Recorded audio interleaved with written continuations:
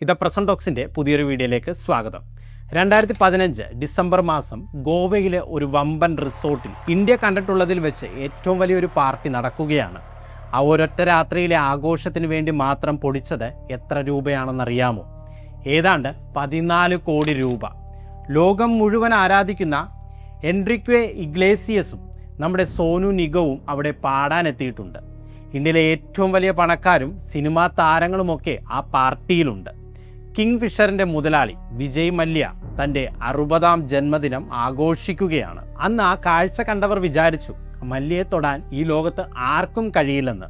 അത്രയ്ക്കും പവറിലായിരുന്നു പുള്ളി. പക്ഷേ ആ പാർട്ടി കഴിഞ്ഞ് വെറും 3 മാസം രാജ്യം മുഴുവൻ ഞെട്ടിയ ഒരു വാർത്ത പുറത്തു വന്നു.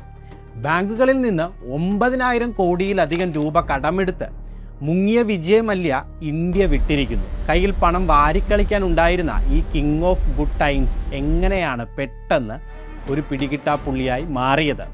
മാസങ്ങളോളം പണിയെടുത്തിട്ടും ശമ്പളം കിട്ടാതെ പട്ടിണിയിലായ ആയിരക്കണക്കിന് സാധാരണക്കാരായ ജീവനക്കാർ ഒരു വശത്ത്, അവരുടെ കണ്ണീരു കാണാതെ ഒരൊറ്റ രാത്രിയിലെ ആഘോഷത്തിന് വേണ്ടി മാത്രം 14 കോടി രൂപ പൊടിച്ച് ജന്മദിനം ആഘോഷിക്കുന്ന ഒരു ബിസിനസ്സുകാരൻ മറുവശത്ത്, ഇന്ത്യയിലെ ബാങ്കുകളിൽ നിന്ന് 9,000 കോടി രൂപയും കൊണ്ട് മുങ്ങിയ വിജയ് മല്യ എന്ന മധ്യരാജാവിൻ്റെ കഥ എല്ലാവർക്കും അറിയാം. പക്ഷേ ബാങ്കുകളെ പോലും ഞെട്ടിച്ചുകൊണ്ട് വെറുമൊരു ബ്രാൻഡ് പേര് മാത്രം ഈടായി നൽകി മല്യ എങ്ങനെയാണ് ഇത്രയും വലിയ തുക തട്ടിയെടുത്തത്?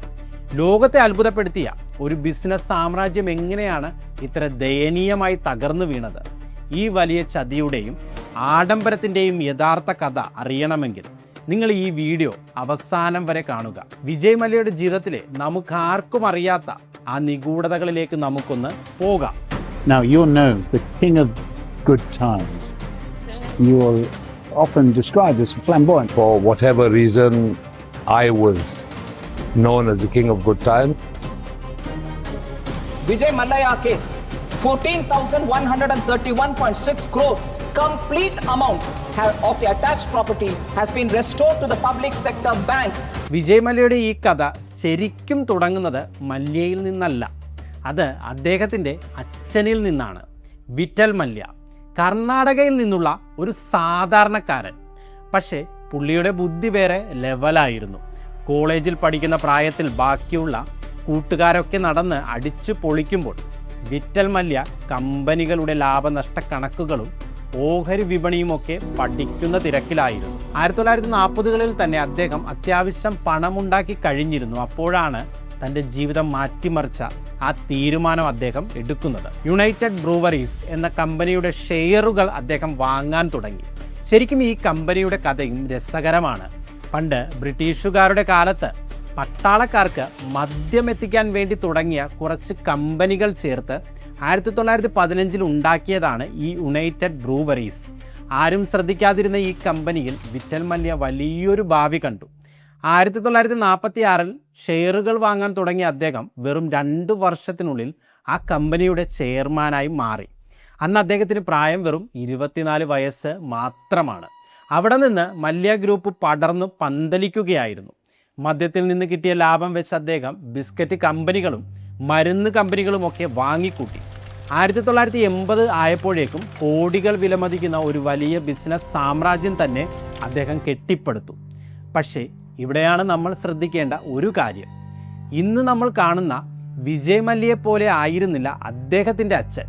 പണമുണ്ടെങ്കിലും അത് കാണിച്ചു നടക്കാൻ വിറ്റൽ മല്യക്ക് ഒട്ടും താല്പര്യമില്ലായിരുന്നു. വളരെ ലളിതമായ ജീവിതം, ജോലി കഴിഞ്ഞാൽ പിന്നെയും ജോലി, അതായിരുന്നു പുള്ളിയുടെ ശീലം. പക്ഷേ ഈ വിശ്രമമില്ലാത്ത പണി അദ്ദേഹത്തിൻ്റെ ആരോഗ്യത്തെ തകർത്തു. അങ്ങനെ ഇരിക്കെ 1983 അപ്രതീക്ഷിതമായി ഉണ്ടായ ഒരു ഹൃദയാഘാതം വിറ്റൽ മല്യയുടെ ജീവനെടുത്തു. അങ്ങനെ യാതൊരു മുൻ പരിചയവുമില്ലാത്ത വെറും 27 വയസ്സുകാരനായ മകൻ വിജയ് മല്യയുടെ കൈകളിലേക്ക് ആ കോടികളുടെ സാമ്രാജ്യം വന്നു ചേരുകയാണ്. അവിടെ നിന്നാണ് വിജയ് മല്യ എന്ന ആഡംബരങ്ങളുടെ രാജാവിൻ്റെ ശരിക്കുള്ള കളി തുടങ്ങുന്നത്. അച്ഛൻ വിറ്റൽ മല്യ പണത്തിന് പിന്നാലെ ഓടിയപ്പോൾ മകൻ വിജയ് മല്യ ജനിച്ചു വളർന്നത് ആ പണത്തിൻ്റെ നടുവിലായിരുന്നു. ബാംഗ്ലൂരിലെ വലിയ കൊട്ടാരങ്ങൾ, വില കൂടിയ കാറുകൾ, സ്പോർട്സ്, റേസിംഗ്, ഒരു രാജകുമാരനെ പോലെ ആയിരുന്നു മല്യയുടെ വളർച്ച.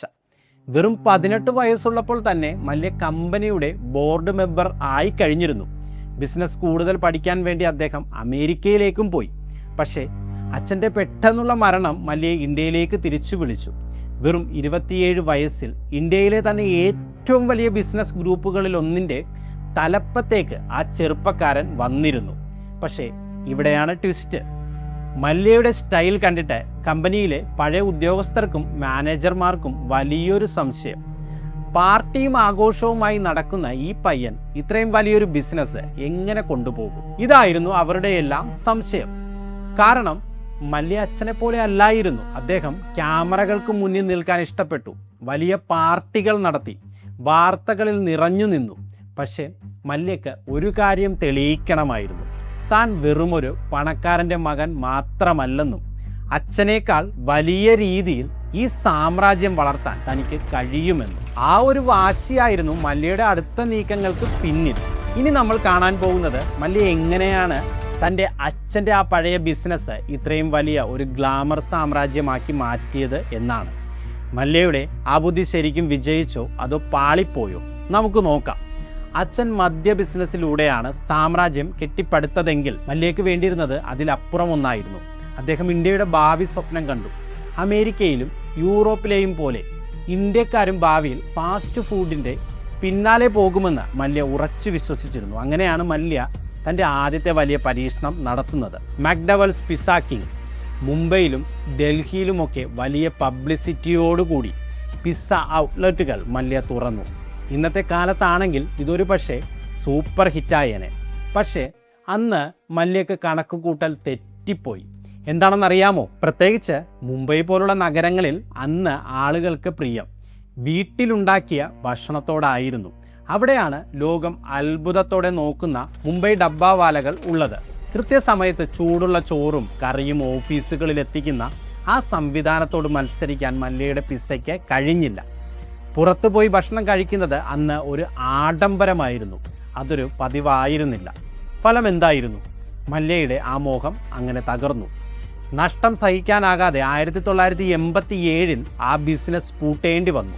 വിജയ് മല്യ ആദ്യമായി തോൽക്കുകയായിരുന്നു. പക്ഷേ ഇതൊരു തുടക്കം മാത്രമായിരുന്നു.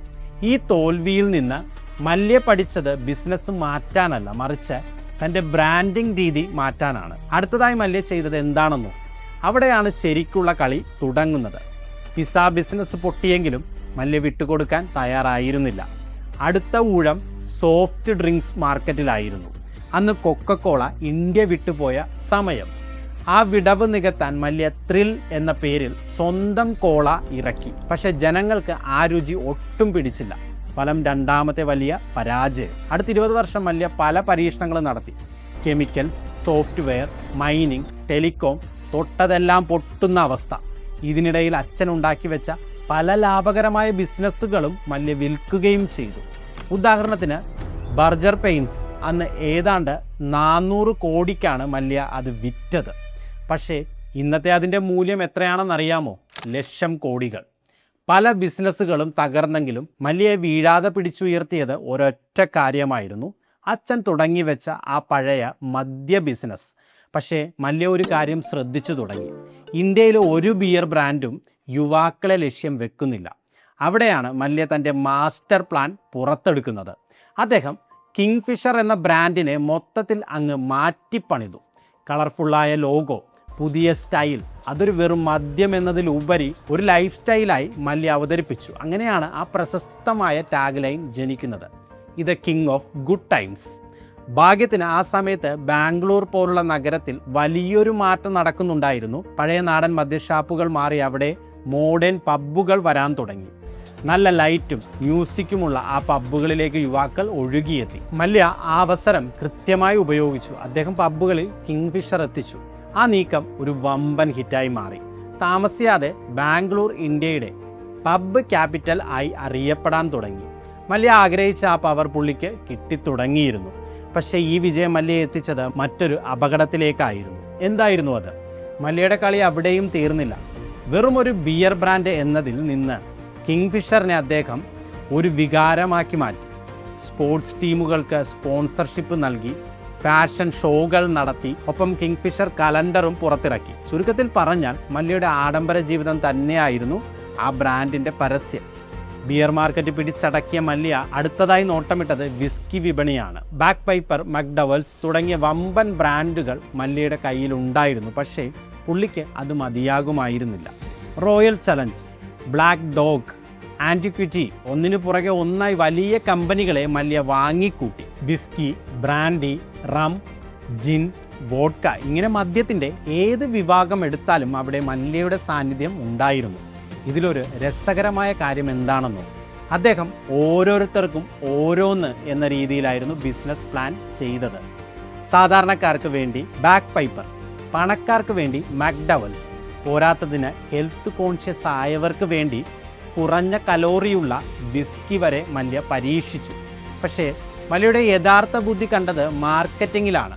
ഇന്ത്യയിൽ മദ്യത്തിൻ്റെ പരസ്യം ടി വിയിലോ പത്രത്തിലോ നേരിട്ട് നൽകാൻ നിയമം അനുവദിക്കില്ല. പക്ഷെ മല്യ അവിടെ ഒരു കുറുക്കു വഴി കണ്ടെത്തി. ഇതിനെയാണ് സറോഗേറ്റ് അഡ്വർടൈസിംഗ് എന്ന് വിളിക്കുന്നത്. മല്യ തൻ്റെ മദ്യത്തിൻ്റെ അതേ പേരിൽ സോഡയും കുപ്പിവെള്ളവും വിപണിയിൽ അങ്ങിറക്കി. എന്നിട്ട് സിനിമാ താരങ്ങളെയും ക്രിക്കറ്റ് താരങ്ങളെയും വെച്ച് വലിയ പരസ്യങ്ങൾ നൽകി. പരസ്യത്തിൽ കാണിക്കുന്നത് സോഡയാണെങ്കിലും അത് കാണുന്ന ആളുകളുടെ മനസ്സിൽ ഓടിയെത്തുന്നത് മല്യയുടെ മദ്യ ബ്രാൻഡുകളായിരുന്നു. നിയമത്തിന് മല്യയെ തടയാനായില്ല. കാരണം സാങ്കേതികമായി അദ്ദേഹം പരസ്യം ചെയ്തത് സോഡയ്ക്കായിരുന്നു. ഈ ബുദ്ധി മല്യയെ ഇന്ത്യയിലെ മദ്യരാജാവാക്കി മാറ്റി. പണം ഒഴുകാൻ തുടങ്ങി. പക്ഷേ ആ പണം മല്യയെ കൊണ്ട് ചെന്നെത്തിച്ചത് ഇന്ത്യയെ തന്നെ നടുക്കിയ മറ്റൊരു വലിയ ദുരന്തത്തിലേക്കായിരുന്നു. എന്തായിരുന്നു ആ നീക്കം? 2004 ആയപ്പോഴേക്കും മല്യ ലോകത്തിലെ തന്നെ വലിയ മദ്യരാജാവായി മാറിയിരുന്നു. അതിനിടയിൽ പുള്ളി രാഷ്ട്രീയത്തിലും ഒരു കൈ നോക്കി. രാജ്യസഭ MP ആയി. പണവും സ്വാധീനവും മല്യയുടെ കൈ വെള്ളയിലായി.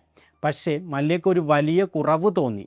എത്ര പണമുണ്ടാക്കിയാലും മദ്യക്കച്ചവടക്കാരൻ എന്ന ലേബൽ അദ്ദേഹത്തിന് വലിയ ബഹുമാനമൊന്നും നൽകിയിരുന്നില്ല. സമൂഹത്തിന് മുന്നിൽ ഒരു മാന്യനായ വലിയ ബിസിനസ്സുകാരനായി അറിയപ്പെടാൻ മല്യ ഒരു സാഹസത്തിന് മുതിർന്നു. കിങ്ഫിഷർ എയർലൈൻസ് അതൊരു സാധാരണ വിമാനം ആയിരുന്നില്ല. ടിക്കറ്റ് വില കുറവാണെങ്കിലും അകത്തെ സൗകര്യങ്ങൾ രാജകീയമായിരുന്നു. ഓരോ സീറ്റിലും എൻ്റർടൈൻമെൻറ്റ് സ്ക്രീനുകൾ, കിടിലൻ ഭക്ഷണം, ടോപ്പ് ഡിസൈനർമാരൊരുക്കിയ യൂണിഫോം ധരിച്ച ജീവനക്കാർ. ആദ്യ യാത്രയിൽ മല്യ തന്നെ വിമാനത്തിൽ കയറി യാത്രക്കാരെ സ്വാഗതം ചെയ്തു. ആളുകൾക്ക് കിങ്ഫിഷർ ഭ്രാന്തായി മാറി. പക്ഷേ മല്യയുടെ സ്വപ്നങ്ങൾക്ക് അതിരുകളില്ലായിരുന്നു. അദ്ദേഹത്തിന് വിദേശത്തേക്ക് വിമാനം പറത്തണം. പക്ഷേ ഇന്ത്യയിലെ നിയമം അനുസരിച്ച് 5 വർഷം ആഭ്യന്തര സർവീസ് നടത്തിയവർക്കേ അതിന് അനുവാദമുള്ളൂ. മല്യക്ക് അത്രയും കാത്തു നിൽക്കാൻ വയ്യായിരുന്നു. അവിടെയും അദ്ദേഹം ഒരു കുറുക്കു വഴി കണ്ടെത്തി. എയർ ഡെക്കാൻ എന്ന കമ്പനിയെ അദ്ദേഹം അങ്ങ് വിലയ്ക്ക് വാങ്ങി. അങ്ങനെ കിങ്ഫിഷർ അന്താരാഷ്ട്ര തലത്തിൽ പറക്കാൻ തുടങ്ങി.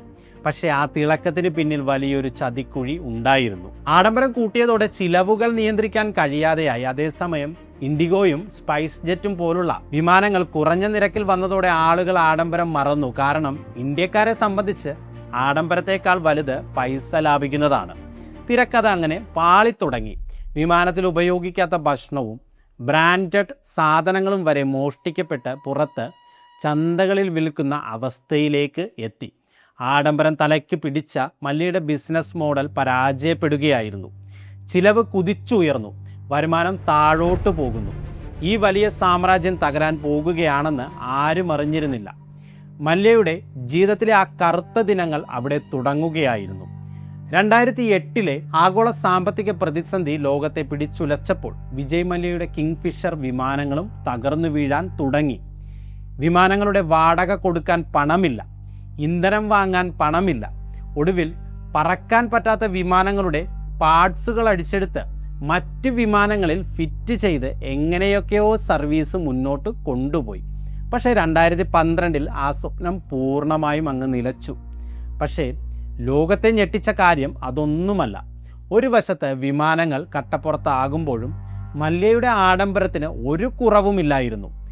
IPL ടീം, ഫോർമുല 1, കോടികൾ വിലയുള്ള പ്രൈവറ്റ് ജെറ്റ്.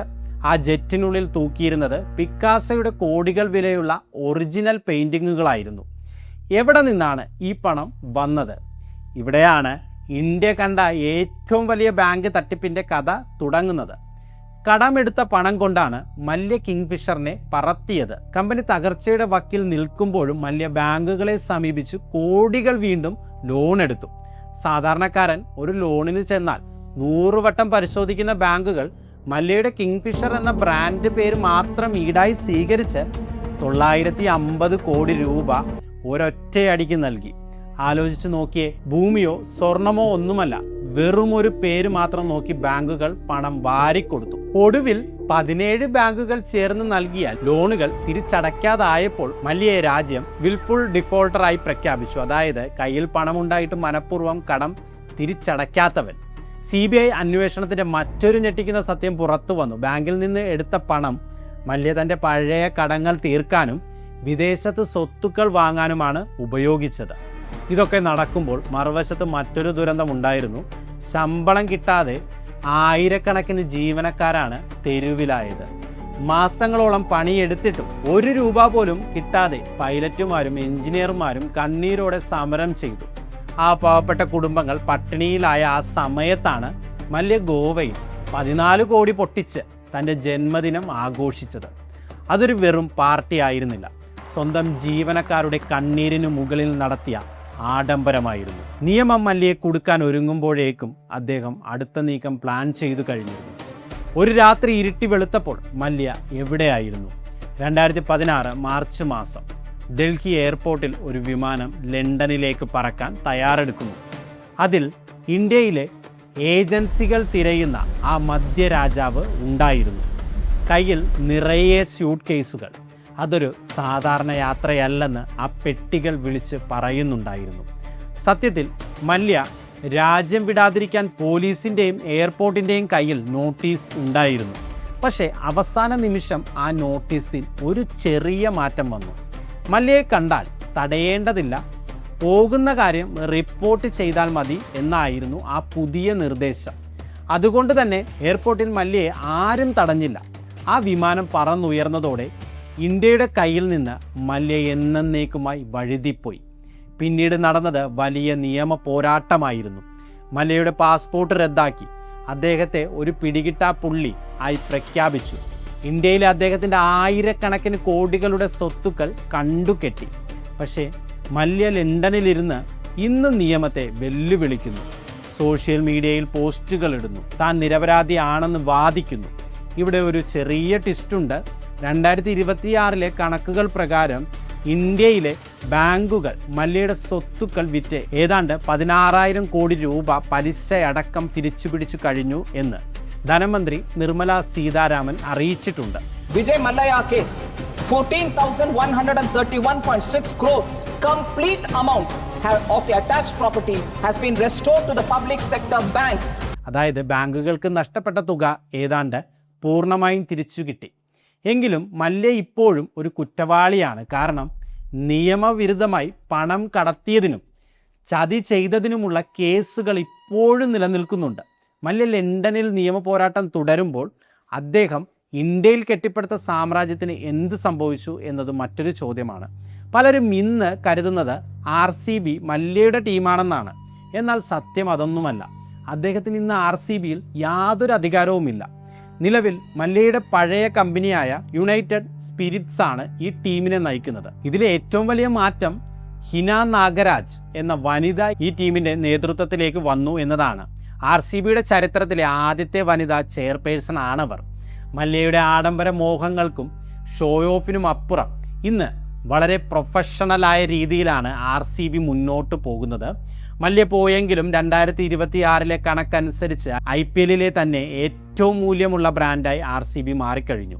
മല്യയുടെ പതനത്തിന് ശേഷവും ആ ബ്രാൻഡ് വളർന്നു പന്തലിച്ചു എന്നത് വലിയൊരു വൈരുദ്ധ്യമാണ്. ഒന്ന് ആലോചിച്ച് നോക്കിയേ, രത്തൻ ടാറ്റയെ പോലെ വലിയൊരു സാമ്രാജ്യം അച്ഛനിൽ നിന്ന് കിട്ടിയ ആളായിരുന്നു വിജയ് മല്യയും. പക്ഷേ ടാറ്റ തിരഞ്ഞെടുത്തത് വിശ്വാസത്തിൻ്റെ വഴിയായിരുന്നെങ്കിൽ മല്യ തിരഞ്ഞെടുത്തത് ആഡംബരത്തിൻ്റെ വഴിയായിരുന്നു. ഒരാൾ ലോകത്തിൻ്റെ ബഹുമാനം നേടിയപ്പോൾ മറ്റേയാൾ എല്ലാം നഷ്ടപ്പെട്ട് ഒരു അഭയാർത്ഥിയായി മാറി. പണം കൊണ്ട് നമുക്ക് സാമ്രാജ്യങ്ങൾ കെട്ടിപ്പടുക്കാം, പക്ഷെ ഒരിക്കൽ തകർന്നു പോയ വിശ്വാസം എത്ര കോടി കൊടുത്താലും നമുക്ക് തിരിച്ചു പിടിക്കാനാവില്ല. മല്യയുടെ ഈ കഥ നമുക്ക് നൽകുന്ന ഏറ്റവും വലിയ പാഠവും അത് തന്നെയാണ്. ഈ വീഡിയോയെക്കുറിച്ചുള്ള നിങ്ങളുടെ അഭിപ്രായങ്ങൾ താഴെ കമൻറ്റ് ചെയ്യുക. ഇതുപോലെയുള്ള കൂടുതൽ ഇൻവെസ്റ്റിഗേറ്റീവ് വീഡിയോകൾക്കായി ഈ ചാനൽ ഇപ്പോൾ തന്നെ സബ്സ്ക്രൈബ് ചെയ്യുക. അടുത്ത വീഡിയോയിൽ കാണാം.